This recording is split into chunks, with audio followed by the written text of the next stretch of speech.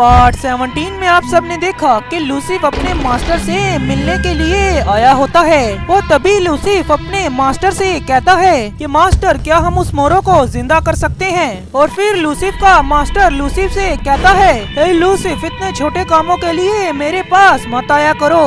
और फिर हमें दिखाया जाता है जेनोसामा का पैलेस जहाँ पे जालामा और बारडोग एक साथ भिड़ रहे होते हैं। और जैसे ही जालामा का पंच बारडोग रोकता है तो जेनोसामा का पूरा पैलेस ही हिलना शुरू हो जाता है। और फिर हमें दिखाया जाता है डेंडे पिक्कोलो को एक किताब देता है और उस किताब का नाम होता है नेमलेस नमैकियंस बुक। और फिर हमें पता चलता है कि अल्ट्रा वेजिटो डायमंड कूलर के खिलाफ अपनी सिर्फ 0.1% ताकत का ही यूज कर रहा था, वो भी शुरू से। और आखिर में हमें दिखाया जाता है कि लूसिफ को अचानक से ही कुछ सेंस होता है और वो अपने पीछे देख के कहता है मास्टर आपको यहाँ पे आने की आखिर क्या जरूरत थी। और अब आगे तभी हमें दिखाया जाता है प्लेनेट अर्थ जहाँ पे पिक्कोलो अपनी अभी भी ट्रेनिंग कर रहा होता है। और अचानक से ही पिक्कोलो उस नेमलेस नमैकियंस किताब को बंद करके खड़ा होता है और वो अपना पावर अप करना शुरू हो जाता है। और पिक्कोलो के उस पावर अप करने की वजह से पूरी की पूरी धरती ही हिलना शुरू हो जाती है। और ये चीज देख के गोहान, ट्रंक्स, किंग वेजिटा, बारडोग का भाई रेडिस, गोटेन और सभी काफी ज्यादा शॉक्ड हो जाते हैं। और तभी गोहान उस पावर को सेंस करके कहता है पर आखिर ये कैसे हो सकता है, इस बार तो पूरा का पूरा आसमान भी काला नहीं हुआ और शिनरोन को बुलाया भी नहीं गया क्योंकि सारे ड्रैगन बॉल्स तो मेरे पास हैं। पर ये एनर्जी तो थोड़ी बहुत शिनरोन और पिक्कोलो जैसी है, आखिर ऐसा कैसे हो सकता है, आखिर चल क्या रहा है। और पिक्कोलो की वो ताकत डुप्लीकेट जालामा को भी सेंस होती है क्योंकि जालामा भी तो एक नमैकियन ही है। और तभी वो डुप्लीकेट जालामा कहता है ये ताकत तो मुझे उन एशियंस नमैकियंस की लग रही है, पर ऐसा कैसे हुआ कि किसी एक नमैकियन ने उन एशियंस नमैकियंस की ताकत को पा लिया। और ये ताकत तो उस प्लेनेट अर्थ से आ रही है और उस प्लेनेट पे तो सिर्फ 2 ही नमैकियंस हैं, एक तो वो गार्डियन डेंडे और दूसरा वो पिक्कोलो। और फिर हमें दिखाया जाता है प्लेनेट अर्थ जहाँ पे पिक्कोलो टाइम चेम्बर से बाहर आ रहा होता है। और फिर हमें दिखाया जाता है कि जैसे ही पिक्कोलो उस टाइम चेम्बर से बाहर आता है तो डेंडे पिक्कोलो की उस ताकत को देख के काफी ज्यादा शॉक्ड हो जाता है। और फिर पिक्कोलो वहाँ से गोहान के पास चला जाता है और बाकी सभी लोग पिक्कोलो की उस नई ताकत को देख के काफी ज्यादा शॉक्ड होते हैं। और फिर हमें दिखाई जाती है पिक्कोलो की वो नई फॉर्म। पिक्कोलो अपनी उस नई फॉर्म में बिल्कुल एक ड्रैगन की तरह लग रहा होता है, मेरा मतलब बिल्कुल एक शिनरोन की तरह लग रहा होता है। और फिर हमें दिखाया जाता है वही इवल गॉड्स और एंजल्स का प्लेनेट जहाँ पे लूसिफ अपने मास्टर से कुछ कहता है मास्टर आपने मुझे बुला लिया होता, आप यहाँ पे खुद क्यों आ गए। और तभी लूसिफ का वो मास्टर लूसिफ से कहता है हे लूसिफ इस मोरो की ताकत तो काफी ज्यादा हो रही है, इसकी ताकत तो इवल भी है, एंजेलिक भी है और साइंस की भी है, आखिर इसके अंदर ऐसी क्या बात है लूसिफ। और तभी लूसिफ बताता है अपने उस मास्टर को मास्टर ये एक एंड्रॉइड है और ये लोगों की ताकत को और उनकी एबिलिटीज को अपने अंदर अब्सॉर्ब कर लेता है। और मास्टर ये कुछ सालों पहले उस सैयन गोकू से भी लड़ा था और मास्टर इस एंड्रॉइड ने उस एंजल मीरस की एनर्जी को अपने अंदर लिया था और तब भी ये एंड्रॉइड उस एंजल मीरस की एनर्जी को संभाल नहीं पाया और ये एंड्रॉइड वहीं पर ही फट गया। और मास्टर इस बार भी इस बेवकूफ एंड्रॉइड के साथ ऐसा ही हुआ, इस बेवकूफ ने उस हाइब्रिड की ताकत को अपने अंदर लिया और ये फिर से फट गया। पर मास्टर अब इसकी ये पूरी की पूरी एनर्जी ही बदल चुकी है क्योंकि ये उस हाइब्रिड जैसी बिल्कुल भी नहीं लग रही। और तभी लूसिफ का वो मास्टर कहता है मैं इससे 2-2 हाथ करना चाहता हूँ लूसिफ, मेरे लिए जल्दी से एक अरीना तैयार करो। और फिर हमें दिखाया जाता है कि लूसिफ एक अरीना तैयार करता है और उसमें मोरो हो और वो लूसिफ का मास्टर जाके मोरो से भिड़ता है, पर लूसिफ का मास्टर मोरो को अपने एक ही हाथ से हरा देता है। और तभी लूसिफ का वो मास्टर मोरो से कहता है क्या तुम बस इतना ही कर सकते थे, हे लूसिफ, इसकी ताकत इतनी ज्यादा होने की वजह से भी ये बिल्कुल बेकार है। इसीलिए तो मैंने तुम्हें कहा था लूसिफ कि उसकी ताकत मुझे अच्छी नहीं लगी। इसे वापस मार दो, ये किसी काम का नहीं। और तभी अचानक से ही पीछे खड़ा मोरो अपनी पावर को रेज करता है और अचानक से ही मोरो लूसिफ के मास्टर पे हमला कर देता है। और ये चीज देख के लूसिफ का मास्टर कहता है, ये हुई ना बात, अब तुम लड़ रहे हो बिल्कुल एक सैयन की तरह। अब बस लड़ो, अब मरना मत मेरे हाथों, क्योंकि मुझे लोगों को मारने में मजा नहीं आता, क्योंकि मुझे उन्हें तड़पाने में काफी ज्यादा मजा आता है। और फिर हमें दिखाया जाता है कि लूसिफ के मास्टर की नजर फ्यूचर ब्रोली पे जाके पड़ती है और वो लूसिफ से कहता है, ए लूसिफ, आखिर तुमने इस सैयन को इतनी बेरहमी से क्यों बंद किया हुआ है? एक नहीं, दो नहीं, तीन जंजीरों से तुमने उसे बंद किया हुआ है। क्या ये सैयन इतना ज्यादा ही ताकतवर है? इसे जल्दी से खोलो लूसिफ, मैं सैयन से लड़ना चाहता हूँ। और तभी लूसिफ कहता है, मास्टर एक मिनट रुकिए, ये काफी ज्यादा पागल सैयन है। इस पागल सैयन ने हमारे सभी एंजल्स को पछाड़ दिया था।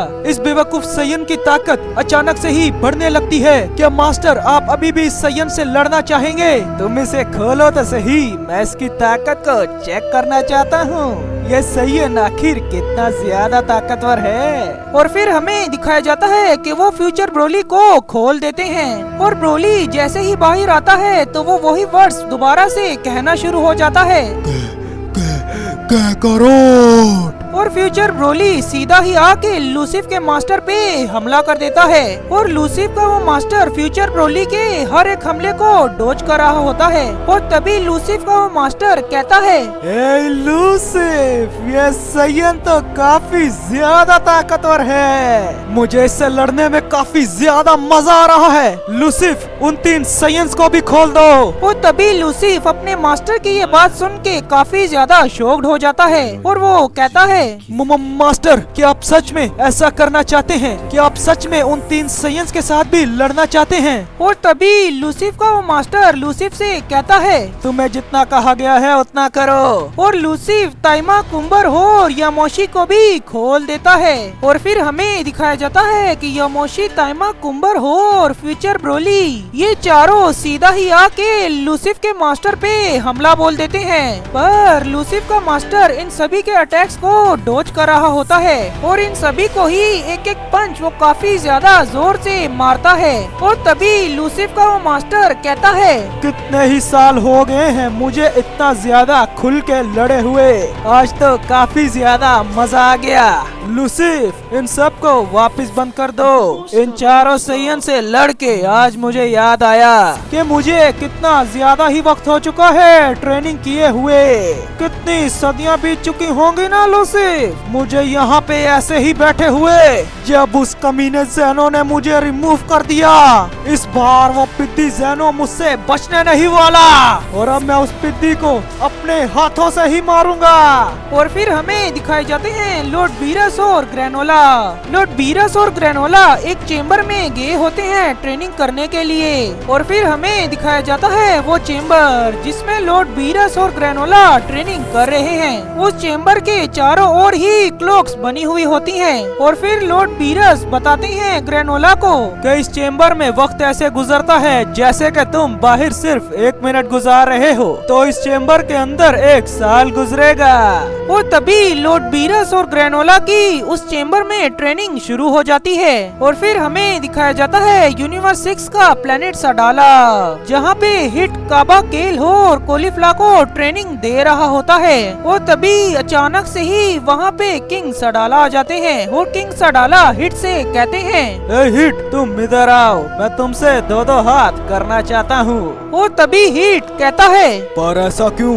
आखिर आप मुझसे ही क्यों लड़ना चाहते हैं? यहाँ पे तो कितने ज्यादा सैयन्स हैं। और तभी किंग सडाला हिट को बताते हैं कि मुझे उन सैयन्स के साथ अभी लड़ाई करने का कोई भी फायदा नहीं मिलेगा, तुम यहाँ पे सबसे ज्यादा शक्तिशाली शख्स हो हिट। और फिर हमें दिखाया जाता जाता है कि हिट किंग सडाला से लड़ने के लिए तैयार हो जाता है और किंग सडाला अपनी सिर्फ सुपर साइयन 3 फॉर्म का ही यूज कर रहे होते हैं और ये चीज देख के काबा केल कोलिफ्लावर पूरे के पूरे सडाला साइयन सी काफी ज्यादा शॉक्ड हो जाते हैं कि हमारे किंग के पास सुपर साइयन पहले से ही था। और किंग सडाला यहीं पर ही नहीं रुकते, वो अचानक से ही अपनी फुल रेंज में पावर अप करके सीधा ही सुपर साइयन 4 फॉर्म में चले जाते हैं। और किंग सडाला की इस नई ताकत को देख के हिट कहता है, ये एनर्जी फोर्स ये तो बिल्कुल ही वैसी है जब मैं पहली बार गोकू से लड़ा था, पर गोकू के बाल तो नीले थे और ये किंग आखिर अपनी किस ताकत का इस्तेमाल कर रहा है। इनकी पूरी बॉडी पे लाल कलर के बाल आ गए हैं। वो तभी किंग सडाला बताते हैं हिट को, ये है सुपर साइयन 4। इस फॉर्म में मेरे पास मेरे पूरे उजारू की ताकत आ गई है। पहले इस फॉर्म को हमें अचीव करने के लिए हमें अपनी टेल की जरूरत होती थी, पर जब से मैंने इस कमाल की फॉर्म को अचीव किया है और तभी से ही मुझे अपनी टेल की जरूरत नहीं पड़ी, क्योंकि मैं आराम से ही इस सुपर साइयन 4 फॉर्म में ट्रांसफॉर्म हो सकता हूँ। मैंने अपनी बॉडी पे एक टेक्निक का यूज किया है जिस वजह से मुझे अपनी टेल की जरूरत नहीं पड़ती।